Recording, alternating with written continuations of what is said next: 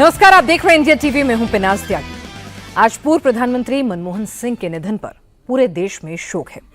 सरकार ने 7 दिन के राष्ट्रीय शोक की घोषणा की है। कल दिल्ली में डॉक्टर मनमोहन सिंह का पूरे राजकीय सम्मान के साथ अंतिम संस्कार किया जाएगा। इसलिए कल तक दुनिया भर के देशों में, भारत की एम्बेसीज और हाई कमीशंस में भी देश का राष्ट्रध्वज तिरंगा आधा झुका रहेगा। सरकार ने कल आधे दिन की छुट्टी का ऐलान किया है। कल रात डॉक्टर मनमोहन सिंह का निधन हो गया था। डॉक्टर मनमोहन सिंह की एक बेटी अमेरिका में रहती हैं, वो आज दिल्ली पहुंचने वाली हैं और इसके बाद कल डॉक्टर मनमोहन सिंह का पूरे राजकीय सम्मान के साथ अंतिम संस्कार किया जाएगा।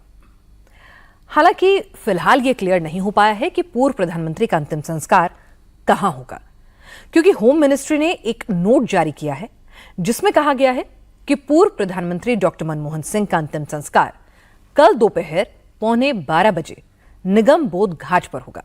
उन्हें पूरे राजकीय सम्मान के साथ अंतिम विदाई देने के लिए रक्षा मंत्रालय को तैयारियां करने के लिए कहा गया है।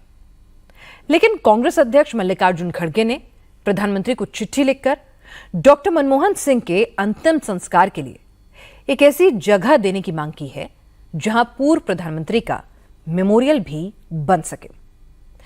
दरअसल आज शाम कांग्रेस वर्किंग कमेटी की मीटिंग हुई जिसमें डॉक्टर मनमोहन सिंह को श्रद्धांजलि दी गई।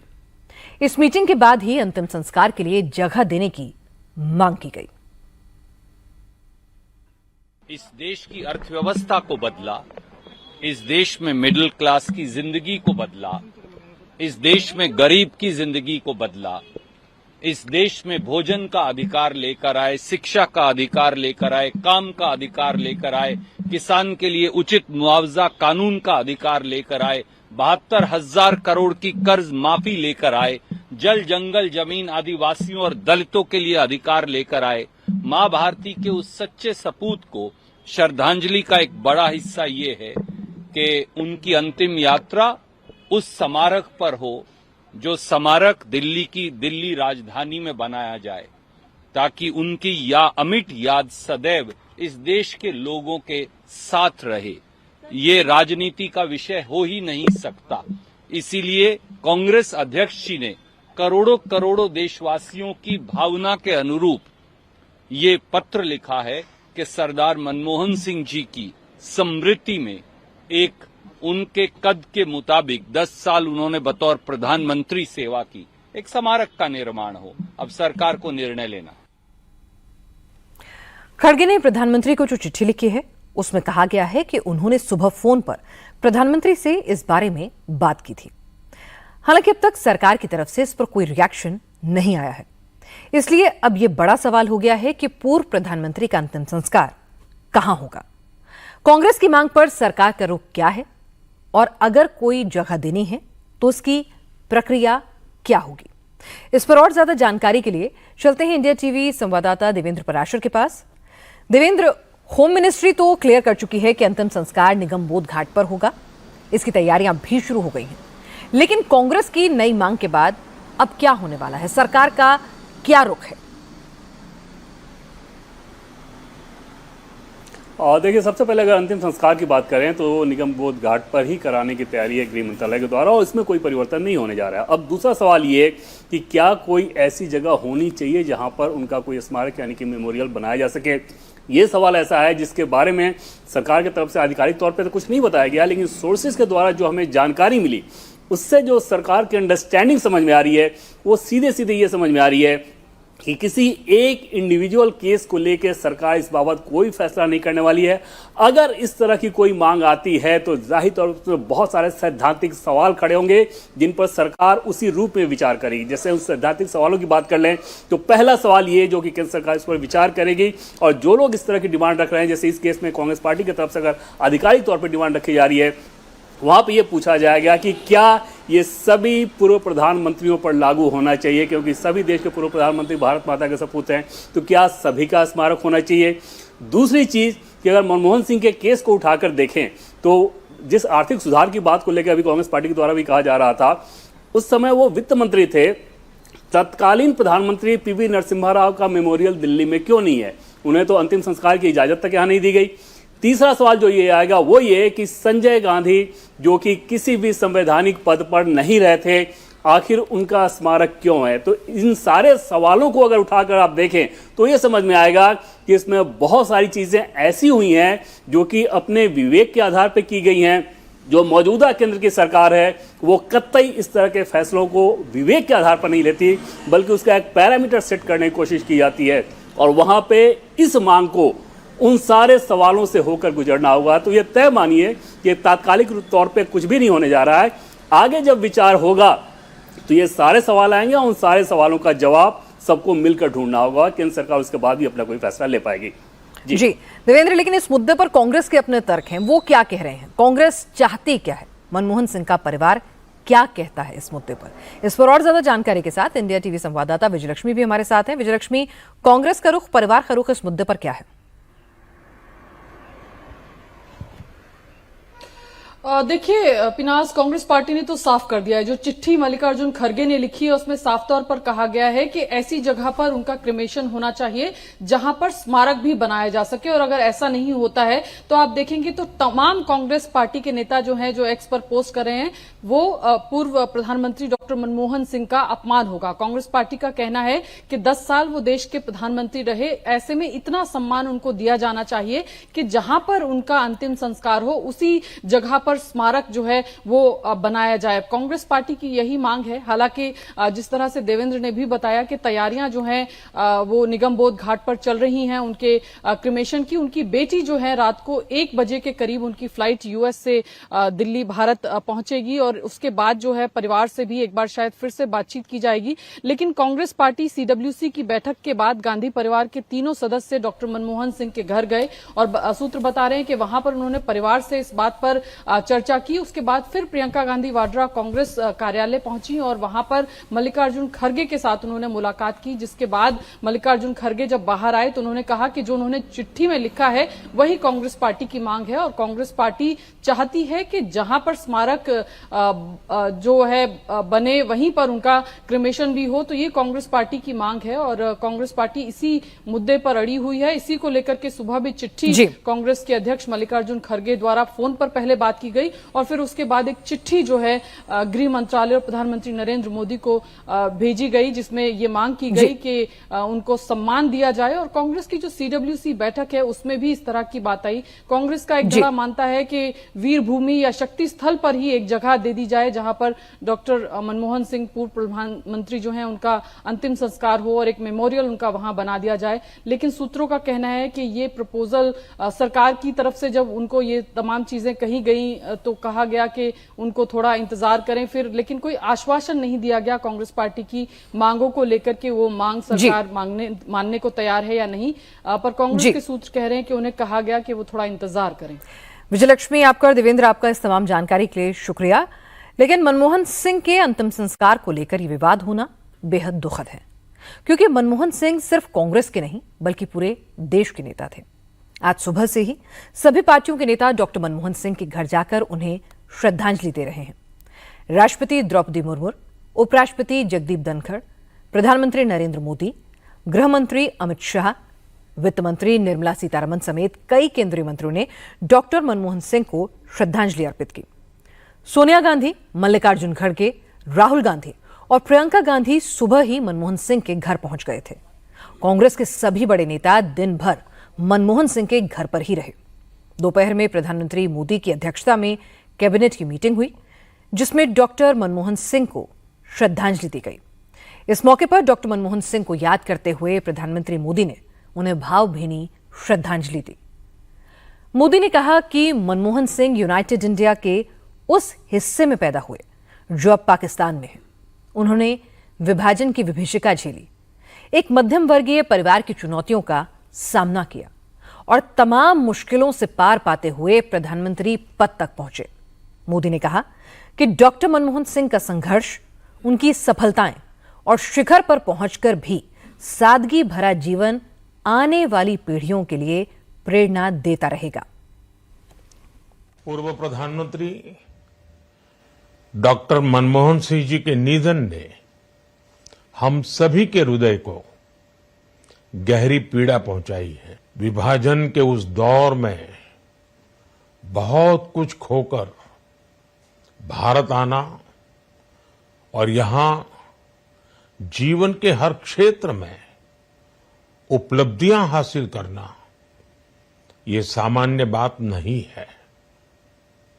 अभावों और संघर्षों से ऊपर उठकर कैसे ऊंचाइयों को हासिल किया जा सकता है, उनका जीवन ये सीख भावी पीढ़ी को देता रहेगा।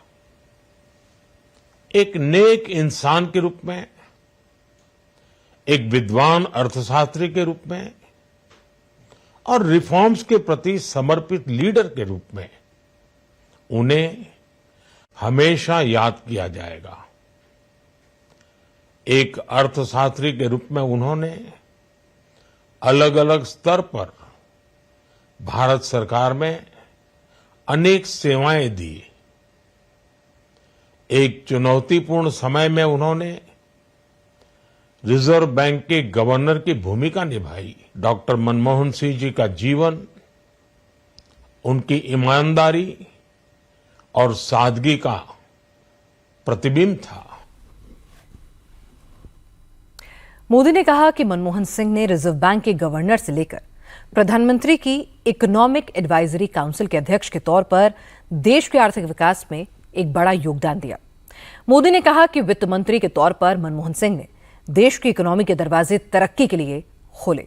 उसी की वजह से आज भारत दुनिया की बड़ी इकोनॉमिक पावर्स में से एक माना जाता है।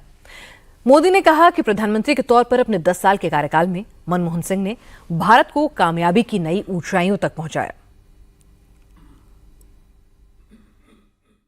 पूर्व प्रधानमंत्री भारत रत्न श्री पीवी नरसिम्हा राव जी की सरकार के वित्त मंत्री रहते हुए उन्होंने वित्तीय संकट से घिरे देश को एक नई अर्थव्यवस्था के मार्ग पर प्रशस्त किया। प्रधानमंत्री के रूप में देश के विकास में और प्रगति में उनके योगदान को हमेशा याद किया जाएगा। जनता के प्रति, देश के विकास के प्रति उनका जो कमिटमेंट था उसे हमेशा बहुत सम्मान से देखा जाएगा। वो विलक्षण सांसद थे। उनकी विनम्रता, सौम्यता और उनकी बौद्धिकता उनके संसदीय जीवन की पहचान बनी। सांसद के रूप में डॉक्टर साहब की निष्ठा सभी के लिए प्रेरणा जैसी है। सत्र के समय अहम मौकों पर वो व्हीलचेयर पर बैठकर आते थे, अपना संसदीय दायित्व निभाते थे। दुनिया के प्रतिष्ठित संस्थानों की शिक्षा लेने और सरकार के अनेक शीर्ष पदों पर रहने के बाद भी वो अपनी सामान्य पृष्ठभूमि के मूल्यों को कभी भी नहीं भूले। प्रधानमंत्री नरेंद्र मोदी ने आज खुले मन से डॉक्टर मनमोहन सिंह की प्रशंसा की, देश के लिए उनके योगदान को याद किया। मोदी ने कहा कि जब मनमोहन सिंह देश के प्रधानमंत्री थे उस वक्त वो गुजरात के मुख्यमंत्री थे। मुख्यमंत्री के तौर पर उन्होंने डॉक्टर मनमोहन सिंह के साथ बहुत नजदीकी से काम किया और जब वो प्रधानमंत्री बने उसके बाद से भी मनमोहन सिंह के साथ उनके बड़े अच्छे रिश्ते रहे। मोदी ने कहा कि राजनीतिक विरोधी होने के बावजूद डॉक्टर मनमोहन सिंह कभी किसी के प्रति कड़वाहट नहीं रखते थे। सबके साथ मेलजोल का रिश्ता बनाकर रखा, ये उनकी बड़ी खूबी थी। यही मनमोहन सिंह को महान बनाती है।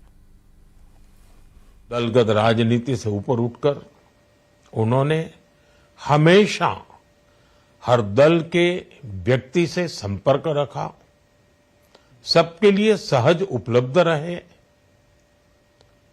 जब मैं मुख्यमंत्री था तब डॉक्टर मनमोहन सिंह जी के साथ राष्ट्रीय और अंतर्राष्ट्रीय अनेक विषयों पर उनसे खुले मन से चर्चाएं होती थी। यहां दिल्ली आने के बाद भी मेरी उनसे समय समय पर बात होती थी मुलाकात होती थी।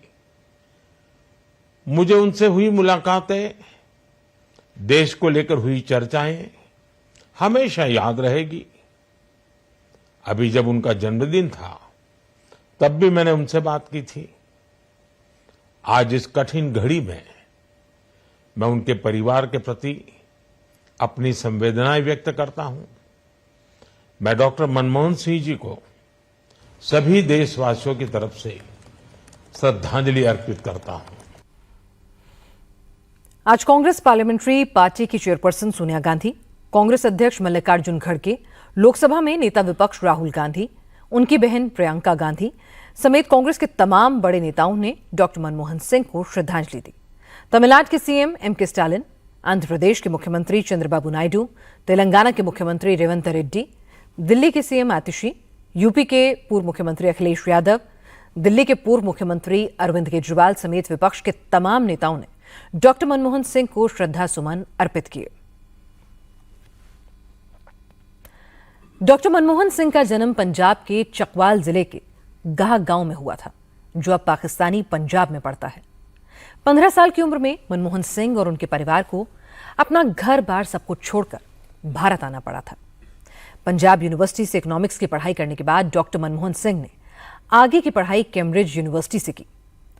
मनमोहन सिंह स्कॉलरशिप लेकर कैम्ब्रिज में पढ़ने गए, लेकिन इंग्लैंड में कई बार उनके पास पेट भर खाने के पैसे भी नहीं होते थे, तो मनमोहन सिंह को 6 पेंस की चॉकलेट बार खाकर पेट भरना पड़ता था।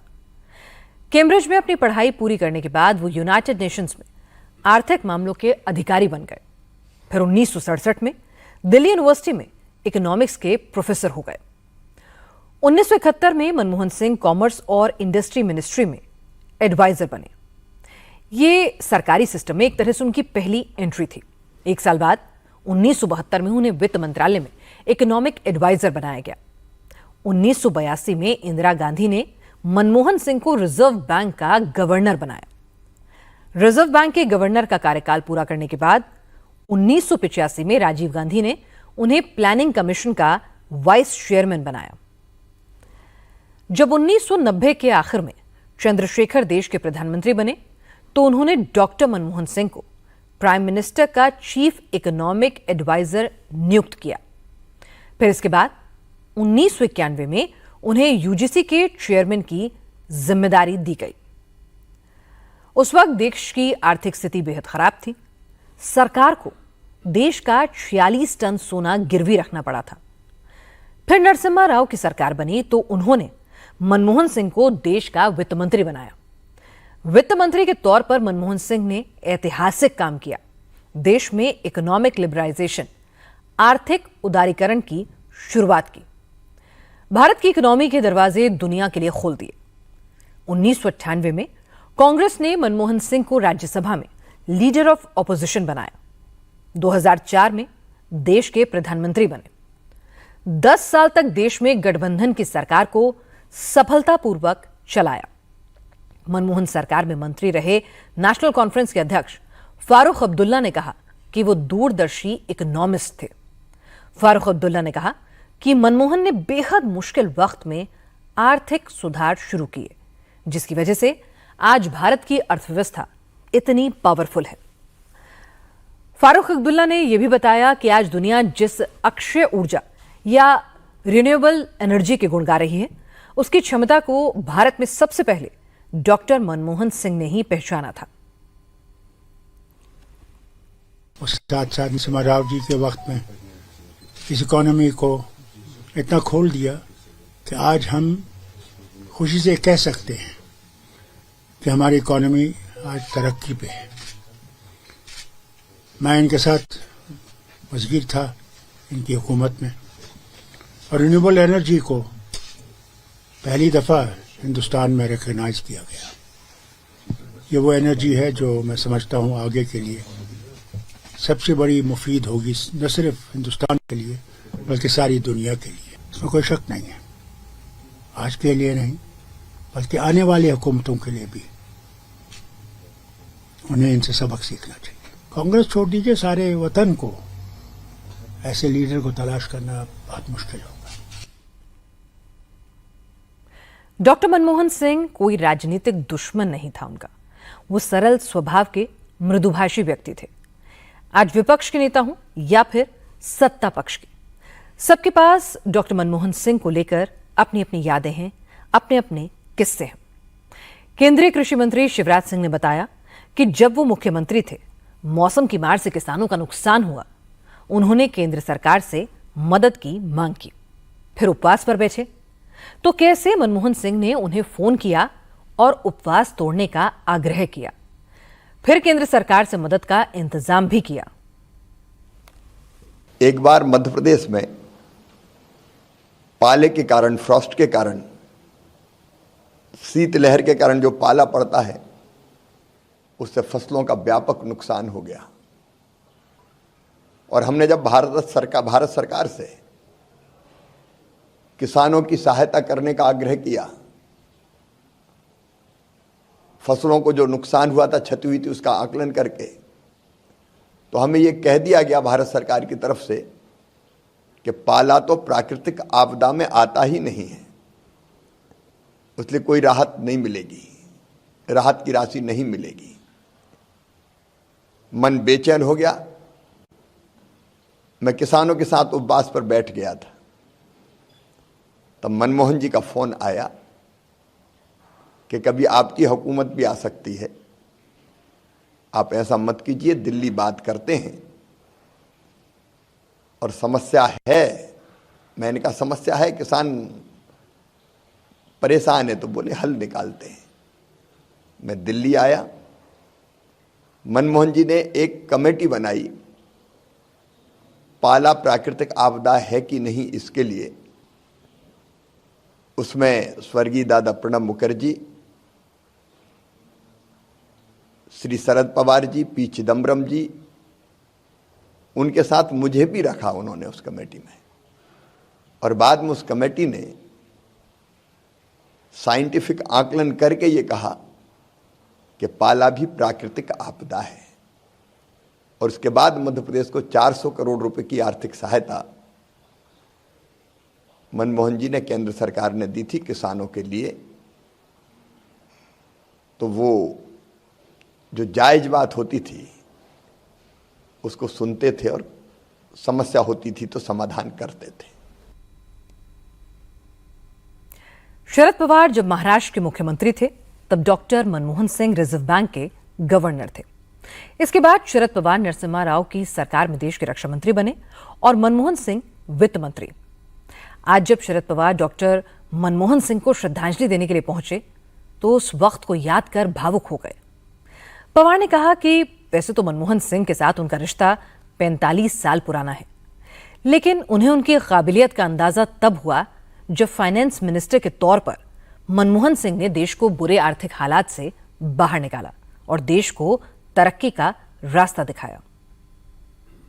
व्यक्तिगत मेरा उनका रिश्ता मुंबई से था और उसी समय महाराष्ट्र के मुख्यमंत्री की जिम्मेदारी जब मेरे पास थी, तब रिजर्व बैंक के गवर्नर के नाते से मनमोहन सिंह यहाँ काम करते थे, तो कई बार मुलाकात भी होती थी। मगर नज़दीक से हम लोगों के संबंध तैयार हुए कि जब भारत सरकार में काम करने का मौका उन्हें मिला, मुझे मिला। मुझे याद है कि नरसिम्हा की सरकार जब बनी, तब फाइनेंस मिनिस्टर की जिम्मेदारी उनके कंधे पर थी और डिफेंस मिनिस्टर की जिम्मेदारी मेरे कंधे के ऊपर थी। मगर फाइनेंस मिनिस्टर की जिम्मेदारी वो ज़्यादा इम्पोर्टेंट थी, क्योंकि देश की अर्थव्यवस्था मुझे मुश्किल में गई थी। जहाँ तक देश का सोना गिरवी रखने की नौबत देशवासियों के सामने, शासन के सामने आई थी, ऐसी स्थिति से इस देश की अर्थव्यवस्था ठीक रास्ते पर ले जाने का काम मनमोहन सिंह ने बड़े मेहनती से किया था। पूर्व प्रधानमंत्री मनमोहन सिंह के व्यक्तित्व को लेकर एक किस्सा उत्तर प्रदेश सरकार के मंत्री असीम अरुण ने भी सुनाया। बात साल 2004 की है, जब मनमोहन सिंह पहली बार प्रधानमंत्री बने थे। उस वक्त असीम अरुण उनकी सिक्योरिटी में तैनात थे। असीम अरुण ने बताया कि उस वक्त एसपीजी ने प्रधानमंत्री की सुरक्षा को ध्यान में रखते हुए BMW गाड़ियों को फ्लीट में शामिल किया था। लेकिन मनमोहन सिंह को चमचमाती महंगी गाड़ियों में बैठना पसंद नहीं था। वो अक्सर प्रधानमंत्री आवास में खड़ी अपनी पुरानी मारुति कार की तरफ देखते और बार बार कहते थे कि उनकी असली गाड़ी तो यही है। डॉक्टर मनमोहन सिंह जी की एक ही गाड़ी जो ओन करते थे, एक ही गाड़ी थी, संभवतः अभी भी होगी, मारुति 800 गाड़ी। और वो पीएम हाउस में जब वो आए तो उनके साथ उनका सामान भी आया, उनकी गाड़ी भी आई, वो गाड़ी वहाँ पे रहती थी। लगभग इसी समय एसपीजी ने बहुत ही अत्याधुनिक BMW की फ्लीट खरीदी, जिसमें कि डॉक्टर मनमोहन सिंह जी चढ़ने में बहुत असहज महसूस करते थे। वो प्रायः मना करते थे कि नहीं, मैं इस गाड़ी में नहीं चलूँगा, बस ही मेरे लिए एम्बेसडर लगवाओ। तो मैं और मेरे साथी उनको समझाते थे कि सर, ये आपके वैभव ऐश्वर्य के लिए गाड़ी नहीं लगाई गई है, ये हाई सिक्योरिटी व्हीकल है, इसके फीचर्स ऐसे हैं जिससे आपकी सुरक्षा हम लोग बेहतर कर पाएंगे। तो मान जाते थे, लेकिन फिर 2-3 दिन बाद कहते थे नहीं, ये वाली गाड़ी हटाओ, मेरे लिए एम्बेसडर लगाया करो। और साथ साथ उनकी जो मारुति थी वो भी वहीं पे खड़ी रहती थी। तो मेरे तमाम दायित्वों में एक छोटा सा दायित्व ये भी था कि उनकी वो गाड़ी साफ़ सुथरी रहे और उसको हर दूसरे तीसरे दिन एक एसपीजी का ड्राइवर चलाता था और उसको फिर वापस खड़ा कर देता था। तो मनमोहन सिंह जी के स्वभाव में मैं देखता था स्पष्ट रूप से कि वो ऐसा महसूस करते थे कि वो उस मारुति के मालिक या ड्राइवर हैं, आम आदमी हैं। जिस BMW में उनको बैठाता हूँ वो एक प्राइम मिनिस्टर की गाड़ी है, टेम्परेरी रूप से उनके पास है। अपने आप को वो परमानेंट रूप से एक आम आदमी के रूप में देखते थे। यही उनका व्यवहार आचरण था और नीतियों में भी यही परिलक्षित होता था। आज आम आदमी पार्टी ने डॉक्टर मनमोहन सिंह को भारत रत्न देने की मांग की, जबकि एक वक्त में अरविंद केजरीवाल और उनके साथियों ने मनमोहन सिंह को सबसे करप्ट सरकार का मुखिया कहकर उनके खिलाफ बाकायदा मुहिम चलाई थी।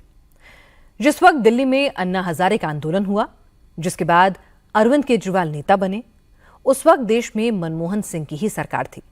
लेकिन आज अरविंद केजरीवाल, आतिशी सिंह और संजय सिंह समेत आम आदमी पार्टी के तमाम नेताओं ने मनमोहन सिंह के घर जाकर उन्हें श्रद्धांजलि दी। संजय सिंह ने कहा कि डॉक्टर मनमोहन सिंह एक महान शख्सियत थे, इसलिए उनको भारत रत्न मिलना ही चाहिए।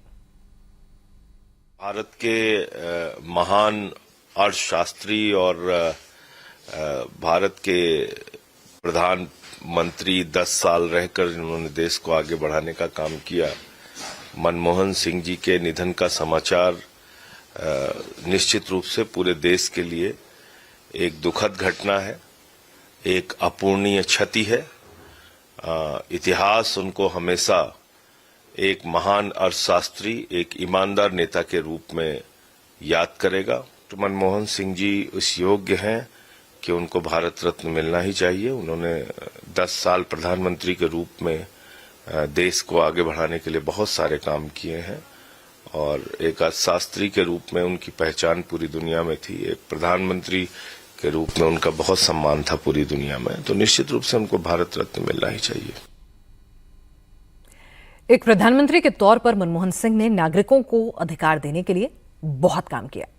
मनमोहन सिंह की सरकार के वक्त ही right to information, right to education और फूड सिक्योरिटी एक्ट जैसे कानून बने थे। आधार कार्ड की योजना भी डॉक्टर मनमोहन सिंह ही लेकर आए थे। मनमोहन सरकार में मंत्री रहे पवन कुमार बंसल ने कहा कि देश के नागरिकों को ताकत देने के जितने काम मनमोहन सिंह ने किए, उतने किसी और प्रधानमंत्री ने नहीं किए। उन्होंने सबसे पहले तो लोकतांत्रिक जो एक ढांचा है उसको मजबूत करने के लिए लोगों के बीच में सही मायने में महसूस करें कि वो हाँ देश के नागरिक हैं, उनका अधिकार है, उनको सूचना का अधिकार दिया, जिससे कोई भी नागरिक सरकार की किसी भी फाइल के प्रति कुछ जान सकता है। फिर बच्चे भविष्य हैं हिंदुस्तान के, उनके लिए शिक्षा के लिए राइट टू एजुकेशन का उन्होंने बनाया। गरीबी बहुत भयंकर फॉर्म में देश में रही है तो उसके लिए फूड सिक्योरिटी एक्ट का उन्होंने दिया कि सभी को इतना अनाज इतने कम दाम पे मिले, बहुत ही कम पे वो उन्होंने किया। उन्होंने ये आधार कार्ड जो आज एक टेक्नोलॉजी के समय बहुत पहले बना, इसकी बहुत पहले की सोच थी, उन्होंने बहुत पहले इस पे काम किया और उसको शुरुआत उन्होंने करवाई थी, उन्हीं के समय हुआ। किसानों के लिए ज़मीन का जो एक्वायर करने का मुआवजा होता था बहुत ही कम होता था, मुफ्त जैसे सरकारें ज़मीन किसानों से ले लेती थी। इसके लिए फेयर कॉम्पनसेशन का कानून उन्होंने बनाया। दुनिया भर में उनकी इज्जत है और एक ऐसा बड़ा आज नुकसान हुआ है। मनमोहन सिंह जितने अच्छे एडमिनिस्ट्रेटर थे उतने ही बड़े डेमोक्रेटिक लीडर भी थे। आज संसद में सत्ता पक्ष और विपक्ष के बीच जिस तरह का टकराव होता रहता है, उसे देखते हुए पूर्व उपराष्ट्रपति हामिद अंसारी ने कहा कि मनमोहन सिंह के राज में ऐसा नहीं होता था, क्योंकि मनमोहन सिंह सबसे बात कर सभी सांसदों को मना लिया करते थे। उनके साथ बहुत करीबी कारोबार हुए उनके साथ, इसलिए कि वो प्रधानमंत्री थे, मैं चेयरमैन राज्यसभा था, तो उसमें उन्होंने हमेशा कंस्ट्रक्टिव सजेशंस दिए और काम किया। इसीलिए आपने देखा कि उनके ज़माने में पार्लियामेंट में ज़्यादा हंगामा नहीं होता था। इसलिए नहीं होता था कि वो जो मेंबर बनते थे उनसे वो बातचीत करके सुलझा लेते थे। मनमोहन सिंह हमेशा देश के कमजोर तबके की मदद के लिए काम करते रहे, देश में अल्पसंख्यकों की आवाज बने। प्रधानमंत्री बनने के बाद उन्होंने 1984 के सिख दंगों के लिए कांग्रेस की तरफ से सिखों से माफी मांगी थी। मुसलमानों की स्थिति में सुधार के लिए मनमोहन सिंह ने सच्चर कमेटी बनाई थी। आज असदुद्दीन ओवैसी ने कहा कि मनमोहन देश के ऐसे पहले प्रधानमंत्री थे जो खुलकर मुसलमानों की बेहतरी की बात करते थे। ये बात सच्चाई पर मुबन्नी है कि मनमोहन सिंह साहब एक पार्टीशन के रिफ्यूजी थे और उसके बाद उन्होंने अपनी ज़ाती मेहनत और ईमानदारी से वो तरक्की करते गए। आरबीआई के गवर्नर और फिर भारत के फाइनेंस मिनिस्टर, फिर 2004 में वो इस मुल्क के वज़ीर आज़म बने। और मेरा मानना यह है कि उनके दौरे वज़ारत उज़्मा में वो एक भारत का एक पहला वज़ीर आज़म था, प्रधानमंत्री था, जिसने मार्जिनलाइज्ड कम्युनिटीज़ और ख़ास तौर से मुसलमानों को अपलिफ्ट करने के लिए, उनको हक दिलाने के लिए उन्होंने बहुत कोशिशें की। और उनके इंतकाल से यकीनन हमारे वतन अजीज़ ने अपने एक ख़ास सपूत को खोया है। मैं तमाम मुल्क जो आज गम में शामिल हैं, गम में है, मैं उसमें शामिल हूँ। डॉक्टर मनमोहन सिंह के निधन पर दुनिया के बड़े बड़े मुल्कों के राष्ट्राध्यक्षों ने शोक जताया है। अमेरिका, रूस, चीन, Britain, France, Germany, Iran, Canada, Malaysia, Bhutan और श्रीलंका ने कहा कि मनमोहन सिंह का जाना भारत के लिए एक अपूर्णीय क्षति है।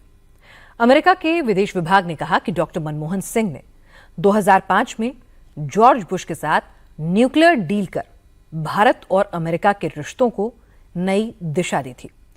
फ्रांस के प्रेसिडेंट इमैनुअल मैक्रों ने कहा, ब्रिटेन की high commissioner Lindy Cameron, Bharat में रूस के राजदूत डेनिस अलिपोव, चीन के राजदूत शू फिहोंग, भूटान के प्रधानमंत्री शेरिंग टोबेगे, कनाडा के पूर्व प्रधानमंत्री स्टीफन हार्पर, भारत में जर्मनी के राजदूत फिलिप एकरमान, अफगानिस्तान के पूर्व राष्ट्रपति हामिद अली करजई, ब्रिटेन के ex prime minister Gordon Brown और भारत में यूरोपियन यूनियन के राजदूत ने भी डॉक्टर मनमोहन सिंह के निधन पर अफसोस जताया है।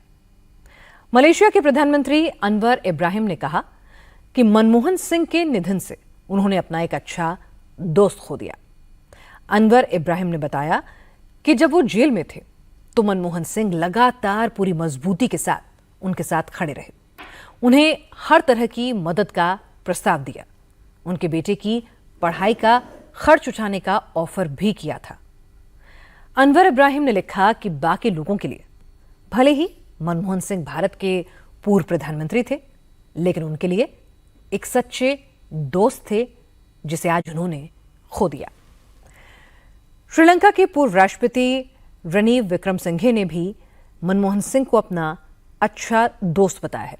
रणीव विक्रमसिंघे ने कहा कि वो जब भी भारत आते थे तो मनमोहन सिंह से जरूर मिलते थे, उनसे अपने देश की इकोनॉमी के बारे में सलाह मशवरा भी किया करते थे। I've known him from about 1992 when as finance minister. मैं डॉक्टर मनमोहन सिंह को 1992 से जानता था। वो उस समय वित्त मंत्री थे। उन्होंने भारतीय अर्थव्यवस्था का उदारीकरण किया। मैं 1992 में तत्कालीन प्रधानमंत्री नरसिम्हा राव से मिलने भारत आया था। उनके साथ भी हमारे दोस्ताना रिश्ते थे। मनमोहन सिंह के साथ उसी वक्त से मेरा रिश्ता चला आ रहा था। मैं उनको हमेशा ही बताता रहता था कि श्रीलंका में क्या चल रहा है। पिछले कुछ दौरों के दौरान मैंने उनसे मिलकर अपडेट देने की कोशिश की थी, लेकिन कुछ सालों से उनकी सेहत ठीक नहीं चल रही थी, इसलिए कई बार मिलना नहीं हो पाता था। उन्होंने भारत के लिए और श्रीलंका के लिए बहुत कुछ किया। भारत और श्रीलंका के रिश्ते बेहतर बनाने में उनका बड़ा योगदान रहा। हमारे यहाँ गृह युद्ध के बाद जब भारत ने 50,000 मकान बनाने की परियोजना शुरू की तो मनमोहन सिंह ही प्रधानमंत्री थे। उन्होंने भारत के लिए जो कुछ किया हम उसके कायल हैं। हमने उन्हीं से प्रेरित होकर अपने यहाँ उदारीकरण की शुरुआत की। मैं ये कहूंगा कि मनमोहन सिंह, अटल बिहारी वाजपेयी और नरसिम्हा राव के साथ भारत में आर्थिक उदारीकरण और आर्थिक तरक्की का पहला दौर खत्म हो गया है और अब नरेंद्र मोदी के नेतृत्व में आर्थिक तरक्की का दूसरा दौर चल रहा है, जिसमें भारत पूरी दुनिया से अपना लोहा मनवा रहा है। डॉक्टर मनमोहन सिंह की सादगी, उनकी ईमानदारी और उनके कामों को हमेशा याद किया जाएगा। जब जब देश की इकोनॉमी की बात होगी तो रिफॉर्म्स के लिए मनमोहन सिंह को याद किया जाएगा।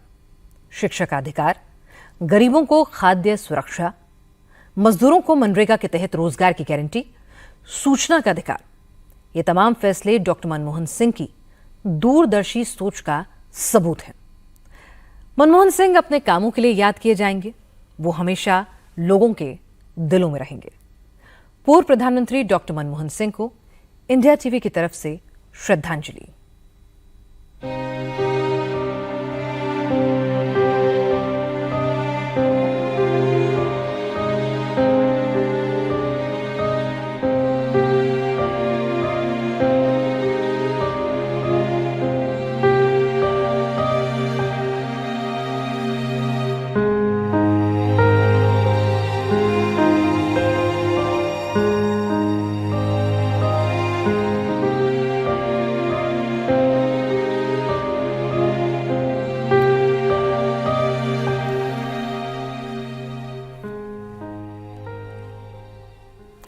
आगे बढ़ते हैं।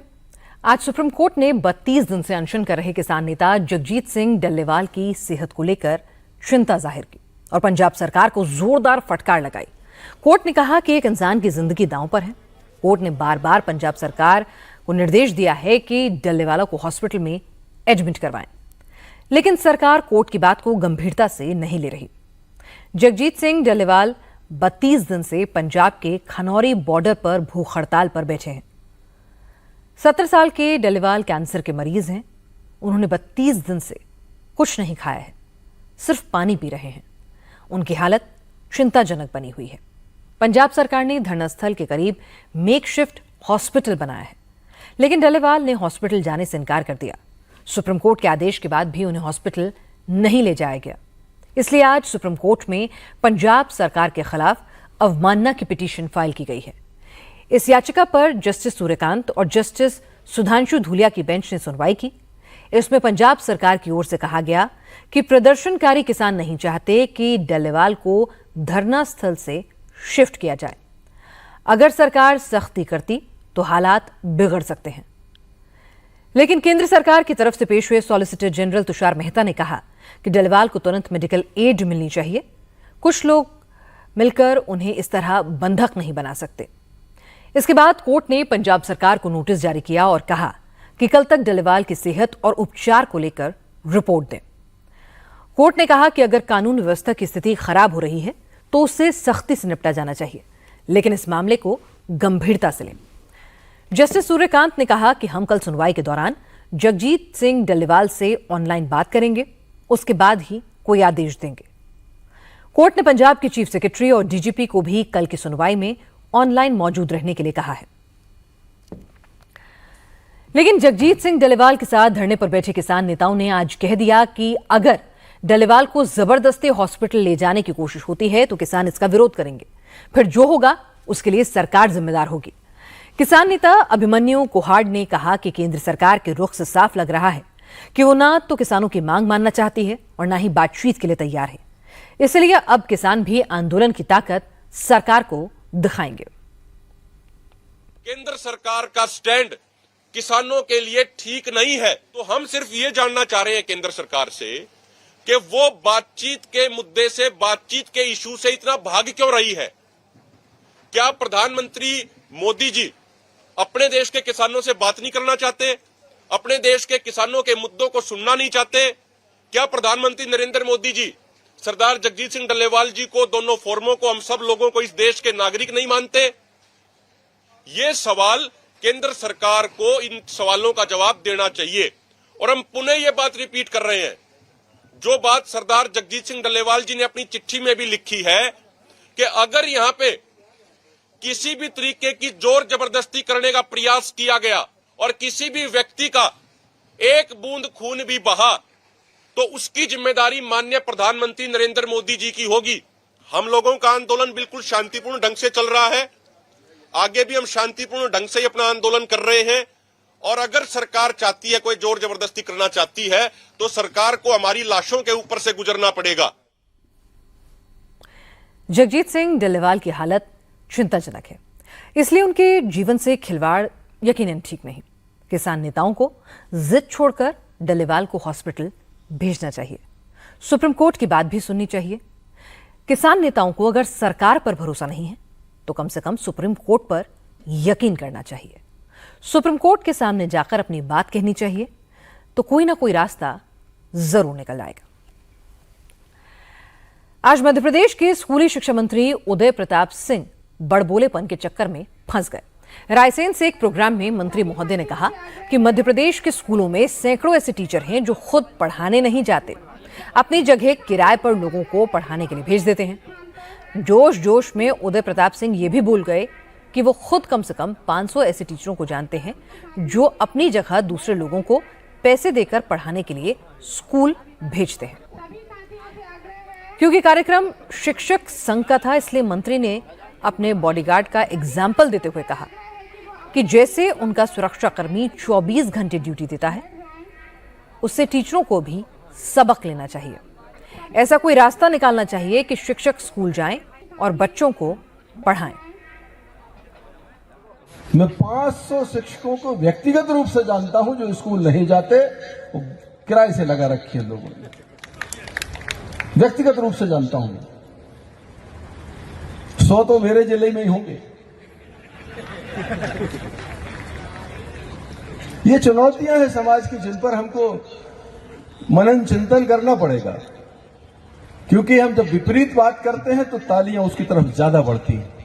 लेकिन सब कुछ ठीक चलता रहे और उसमें से रास्ता निकालने की चुनौती जो है, हमारे कर्मचारी संघ के अध्यक्ष हैं, ये बल्लभ भवन से जुड़े रहते हैं, ये समझ सकते हैं कि उपलब्ध संसाधनों में श्रेष्ठतम आपसे निकाल लेना और आपकी मदद कर देना, इन दोनों के सामंजस्य बनाने की कितनी बड़ी चुनौती रहती। उदय प्रताप सिंह के इस बयान को कांग्रेस ने मुद्दा बना दिया।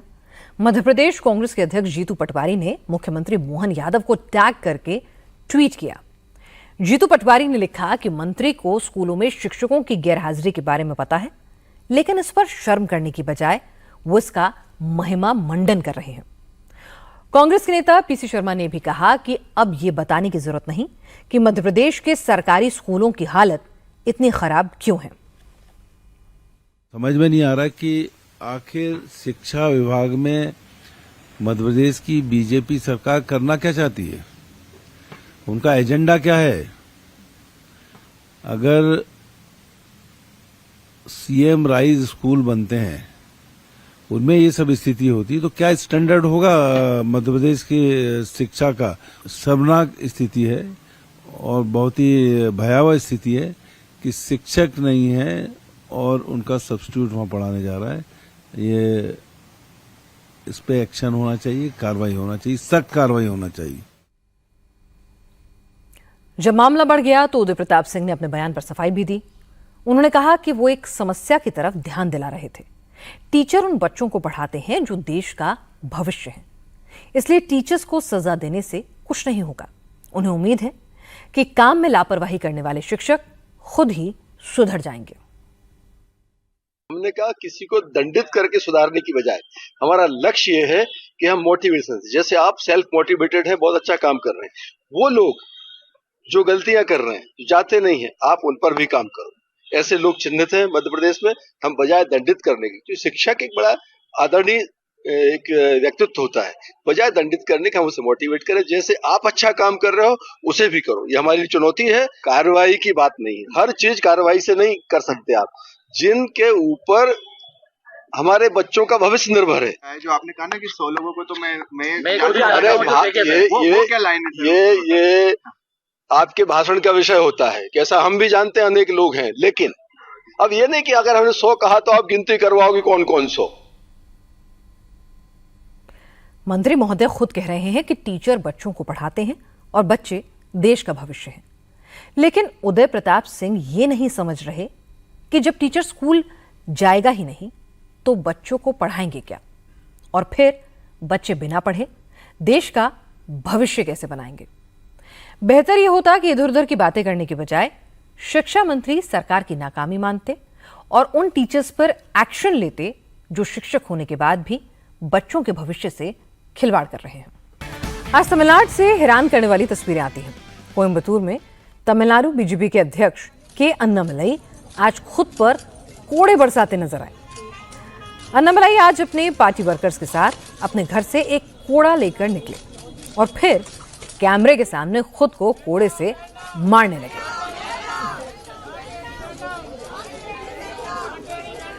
अन्नामलाई ने यह विरोध प्रदर्शन अन्ना यूनिवर्सिटी में एक स्टूडेंट पर हुए सेक्सुअल असॉल्ट के खिलाफ किया था। बीजेपी इस मामले में पीड़िता को इंसाफ दिलाने के लिए लगातार प्रोटेस्ट कर रही है।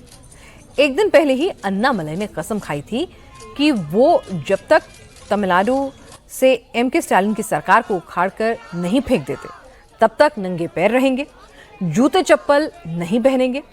हालांकि स्टूडेंट से रेप के मामले में एक आरोपी की गिरफ्तारी हो चुकी है, लेकिन अन्नामलाई का कहना है क्योंकि आरोपी डीएमके से जुड़ा है इसलिए उसे बचाने की कोशिश की जा रही है। अन्नामलाई ने आज से 48 दिनों का व्रत भी रखा है। उनका कहना है कि डीएमके की सरकार में महिलाओं और आम लोगों के साथ जो नाइंसाफी हो रही है, उनका ये व्रत और प्रतिज्ञा उसी के प्रायश्चित के लिए है। Anybody understanding the Tamil culture will always know these are all part of the land. जो लोग तमिल कल्चर को जानते हैं उन्हें ये मालूम है कि खुद को कोड़े मारना, दंड देना, ये तमाम प्रथाएं हमारी संस्कृति का हिस्सा हैं। ये किसी व्यक्ति के खिलाफ नहीं है, ये उस नाइंसाफी के खिलाफ है जो इस राज्य में लगातार हो रही है। अन्ना विश्वविद्यालय में जो कुछ हुआ वो तो सिर्फ एक टिपिंग पॉइंट है। अगर हम देखें तो पिछले 3 साल में आम लोगों के साथ, महिलाओं और बच्चों के साथ लगातार नाइंसाफी हो रही है। इसलिए मैं पार्टी के सभी नेताओं और कार्यकर्ताओं से अपील करता हूं कि वो मजबूती के साथ काम करें, क्योंकि 2026 में हमारा उद्देश्य डीएमके को सत्ता से हटाना और तमिलनाडु का गौरव वापस दिलाना है। अन्नामलाई आईपीएस ऑफिसर थे। पिछले साल नौकरी से इस्तीफा देकर नेता बन गए और अब नेता के तौर पर रोज कुछ ना कुछ ऐसा जरूर करते हैं जिसकी खूब चर्चा होती है। आज उत्तर भारत में मौसम का मिजाज अचानक बदल गया। पंजाब, हरियाणा, उत्तर प्रदेश और दिल्ली में बारिश हुई। कुछ जगहों पर ओले भी गिरे।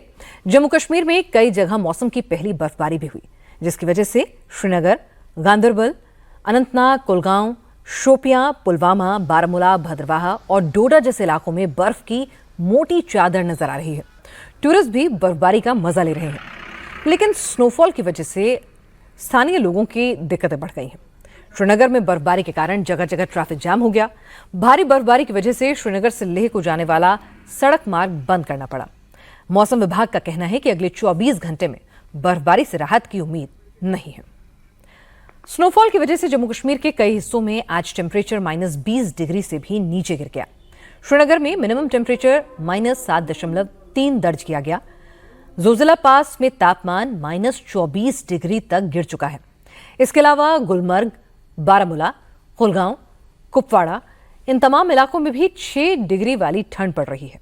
लेह और करगिल के इलाकों में भी इस वक्त -12 डिग्री के आसपास तापमान है। मौसम विभाग का कहना है कि 31 दिसंबर तक मौसम ऐसे ही बने रहने की संभावना है। पहाड़ों के साथ साथ मैदानी इलाकों में भी मौसम का मिजाज बदला हुआ है। आज दिल्ली एनसीआर के कई इलाकों में जोरदार बारिश हुई है। सफदरजंग इलाके में 9.1 मिलीमीटर बारिश दर्ज की गई। आज दिल्ली में ऑरेंज अलर्ट की चेतावनी दी गई थी। कल के लिए येलो अलर्ट जारी किया गया है। मौसम विभाग का कहना है कि कल भी दिल्ली के कई इलाकों में बारिश हो सकती है। इसके कारण सर्दी और बढ़ेगी।